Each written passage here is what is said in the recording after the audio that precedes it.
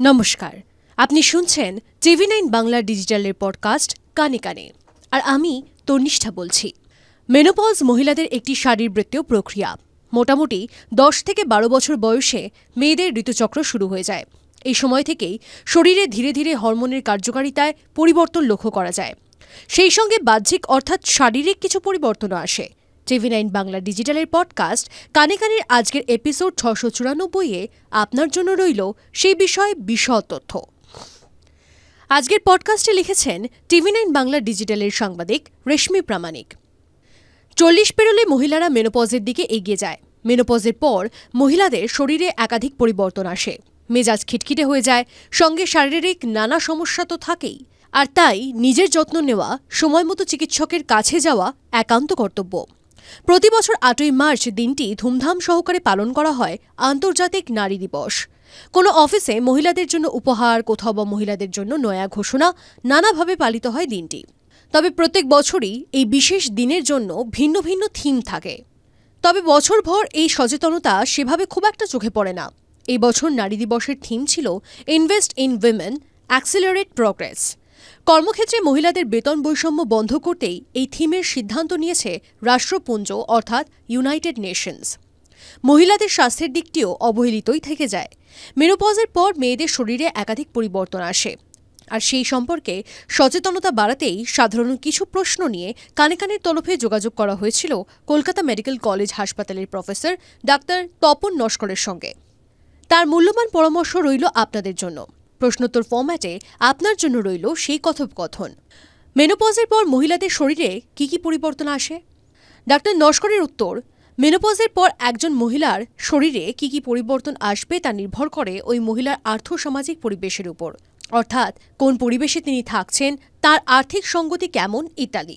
যেসব মহিলারা গ্রামে থাকেন তারা শহুরে মহিলাদের তুলনায় অনেক বেশি কর্মক্ষম, ফলে তাদের সমস্যা কম। যেটুকু সমস্যা হয় তার সঙ্গে তারা মানিয়ে নিতে জানেন। তবে শহুরে মহিলাদের সহন ক্ষমতা কম, অল্পেই তারা কাতর হয়ে পড়েন। মেনোপজের পর যেসব সমস্যা বেশি দেখা যায়, হট ফ্লাশ অর্থাৎ হঠাৎ করে গরম লাগা, মাথা গরম হয়ে যাওয়া, এমনই গরম লাগে যে তখন ফ্যান না চালালে থাকা যায় না। হঠাৎ করে বুক ধড়ফড় করা, যদিও কিছুক্ষণ পর তা কমে যায়। মুড সুইং, ঘুম না হওয়া। মেনোপজ হয়ে যাওয়ার পর ঠিক কতদিন অন্তর মহিলাদের স্ত্রীরোগ বিশেষজ্ঞের কাছে যাওয়া প্রয়োজন? ডাক্তার নস্করের উত্তর, বছরে অন্তত একবার গেলেই হবে।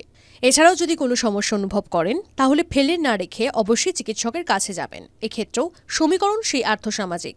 গ্রামের দিকে যারা থাকেন তাদের মেনোপজের পর চিকিৎসকের কাছে যাওয়ার তেমন প্রয়োজন পড়ে না। তবে যাদের মেনোপজের আগে অস্ত্রোপচার হয়ে ওভারি, ইউটেরাস বাদ হয়ে যায় তাহলে নিয়মিত চিকিৎসকের পরামর্শে থাকতে হবে। কি কি পরীক্ষা করা উচিত প্রতি বছর? ডাক্তার নস্করের উত্তর, মেনোপজ হওয়ার পর মহিলাদের ওভারিয়ান টিউমার, ক্যান্সারের সম্ভাবনা বাড়ে। আর তাই বছরে একবার স্ত্রীরোগ বিশেষজ্ঞের কাছে গেলে খুবই ভালো। এছাড়া whole abdomen USG, প্যাপ smear test বছরে একবার করে করুন। সার্ভাইকাল ক্যান্সার, ওভারিয়ান ক্যান্সারের সম্ভাবনা বাড়ে। আগে থেকে সজাগ হলে সহজেই ঝুঁকি এড়ানো যায়। মেনোপজের পর হাড়ের ক্যালসিয়াম ক্ষয়ে যেতে শুরু করে, তাই ভিটামিন ডি, ক্যালসিয়াম এসব সাপ্লিমেন্ট খাওয়া শুরু করুন। রোজ নিয়ম করে শরীর চর্চা করুন। কোন কোন রোগের ঝুঁকি থাকে? ডাক্তার নস্করের উত্তর, মেনোপজের পর মহিলাদের ওভারিতে টিউমার, ওভারিয়ান ক্যান্সার, এন্ডোমেট্রিয়াল ক্যান্সারের সম্ভাবনা বাড়ে।